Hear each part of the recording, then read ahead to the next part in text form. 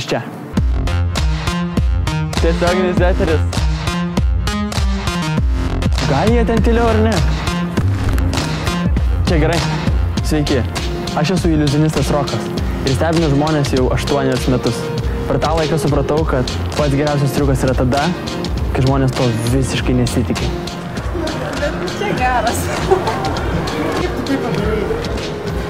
Išjung kamerą? Jo, išjung. Aš labai mėgstu gaiviosius gėrimus, bet nekenčiu degtinės. Ir aš nesuprantu, kodėl, pavyzdžiui, į degtinę rūgį kaip inkliuzą tai įdeda, o į mano limonadą citrinos tai niekas neįdeda.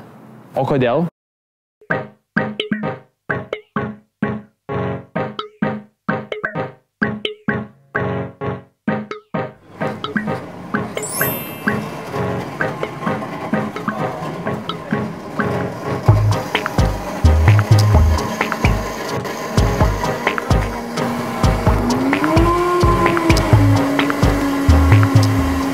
Labas.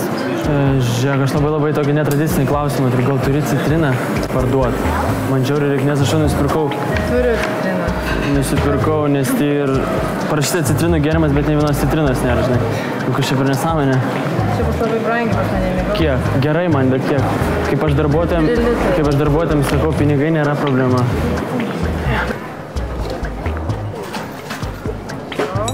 Ačiū labai. Čia aukštos kokybės, kas gerai, ne? Pačios aukščios? Ja. O gal kažkaip ir įdėti ją reiktų, gal galėtum supjaustyti ir... Aš galiu netgi sulčių šiaip išspaustyti. Ne, man reikia, aš labai mėgstu nestį tiesiog ir... Smarkiai supjaustyti, ir į vidų įdėti. O gal į vidų cielą pabandyti įdėti? Nežinau, kaip lietuviškai cielą. Kaip tai jie iki šitą? Nu, reikia va taip, 1, 2 ir... Galiu netgi...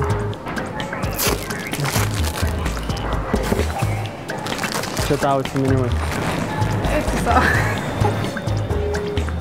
O čia tai. Geras. Bet čia geras. Ačiū tau labai.